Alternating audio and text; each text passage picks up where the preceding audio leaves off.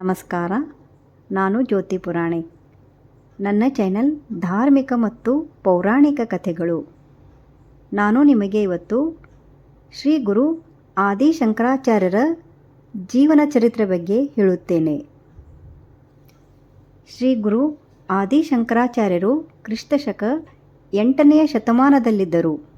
ಅವರು ಅದ್ವೈತ ವೇದಾಂತವನ್ನು ಸ್ಥಾಪಿಸಿದರು. ಇವರು ಕೇರಳದ ಕಲಾಡಿಯಲ್ಲಿ ಜನಿಸಿದ್ದರು. ಇವರ ಜನನ ಕ್ರಿಸ್ತಶಕ 788 ಎಂದು ಹೇಳಲಾಗಿದೆ.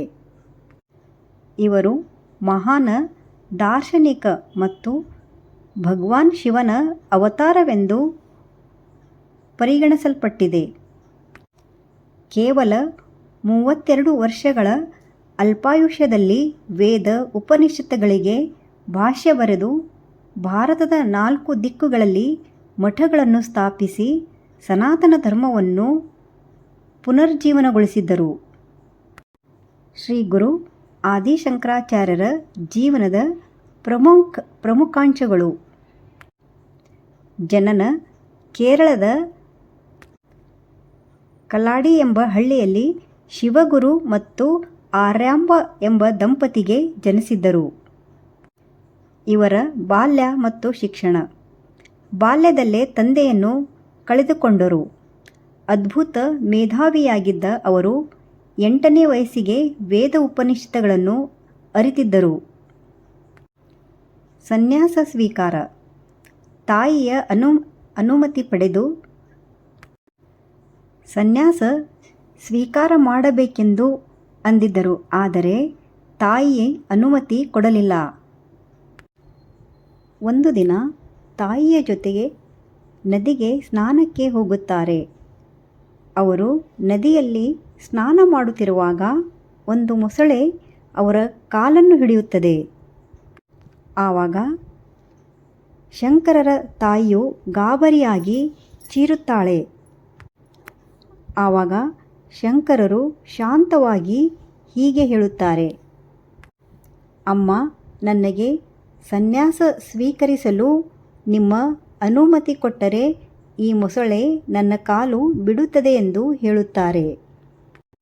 ಆವಾಗ ತಾಯಿಗೆ ತನ್ನ ಮಗ ಅಪಾಯದಿಂದ ಹೊರಬಂದರೆ ಸಾಕು ಎಂದು ಸನ್ಯಾಸ ಸ್ವೀಕರಿಸಲು ಅನುಮತಿ ಕೊಡುತ್ತಾರೆ. ಆ ಮೊಸಳೆ ಕಾಲು ಬಿಟ್ಟು ಹೋಗುತ್ತದೆ. ತನ್ನ ತಾಯಿಯ ಅನುಮತಿ ಪಡೆದು ನರ್ಮದಾ ನದಿಯ ತೀರದಲ್ಲಿ ಗೋವಿಂದ ಭಗವತ್ಪಾದರ ಬಳಿ ಶಿಷ್ಯರಾಗಿ ಸನ್ಯಾಸಿ ದೀಕ್ಷೆ ಪಡೆಯುತ್ತಾರೆ. ಮುಂದೆ ಅದ್ವೈತ ಸಿದ್ಧಾಂತ, ಬ್ರಹ್ಮ ಸತ್ಯಂ ಜಗತ್ ನಿತ್ಯಂ, ಜೀವೋ ಬ್ರಹ್ಮ ನಾಪಾರಂ, ಅಂದರೆ ಬ್ರಹ್ಮನೇ ಸತ್ಯ, ಜಗತ್ತು ಮಿಥ್ಯ, ಜೀವನು ಬ್ರಹ್ಮನಿಗಿಂತ ಭಿನ್ನನಲ್ಲ ಎಂಬ ಅದ್ವೈತ ತತ್ವವನ್ನು ಪ್ರತಿಪಾದಿಸಿದ್ದರು.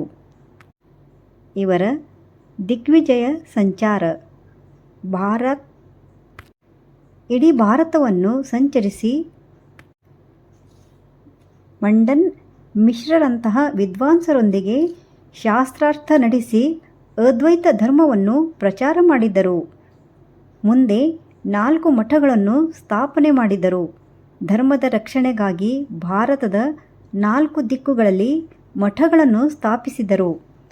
ಉತ್ತರ ಜ್ಯೋತಿರ್ಮಠ ಬದರಿ, ದಕ್ಷಿಣ ಶೃಂಗೇರಿ ಶಾರದಾ ಪೀಠ, ಪೂರ್ವ ಗೋವರ್ಧನ್ ಮಠ ಪುರಿ, ಪಶ್ಚಿಮ ದ್ವಾರಕಾ ಪೀಠ. ಇವರ ಕೃತಿಗಳು ಭಗವದ್ಗೀತೆ, ಬ್ರಹ್ಮಸೂತ್ರ ಮತ್ತು ಪ್ರಮುಖ ಉಪನಿಷತ್ತುಗಳಿಗೆ ಭಾಷ್ಯ ವಿವರಣೆ ಬರೆದಿದ್ದಾರೆ. ಅದಲ್ಲದೆ ಭಜಗೋವಿಂದಂ, ಸೌಂದರ್ಯ ಲಹರಿ ಹಾಗೂ ಮುಂತಾದ ಸ್ತೋತ್ರಗಳನ್ನು ರಚಿಸಿದ್ದಾರೆ. ಇವರು ತನ್ನ 32ನೇ ವಯಸ್ಸಿನಲ್ಲಿ ಕೇದಾರನಾಥದಲ್ಲಿ ಶಿವನ ಸನ್ನಿಧಿಯಲ್ಲಿ ಐಕ್ಯರಾದರು. ಸನಾತನ ಭಾರತದ ಸಂಸ್ಕೃತಿಯನ್ನು ಜಗತ್ತಿಗೆ ಸಾರಿ ಹೇಳಿದ ಆಚಾರ್ಯ ತ್ರಯರಲ್ಲಿ ಶಂಕರಾಚಾರ್ಯರು ಮೊದಲಿಗರು. ಶಂಕರಾಚಾರ್ಯರು ತನ್ನ ಅಲ್ಪಾವಧಿಯಲ್ಲಿಯೇ ದೇಶದ ಮೂಲೆ ಮೂಲೆಗಳಿಗೆ ಸಂಚರಿಸಿ ಸನಾತನ ಧರ್ಮವನ್ನು ಪ್ರಚಾರ ಮಾಡಿದ್ದರು.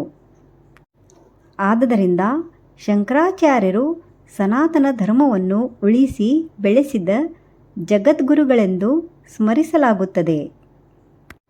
ಇದು ಶಂಕರಾಚಾರ್ಯರ ಜೀವನ ಚರಿತ್ರೆ. ನಿಮಗೆ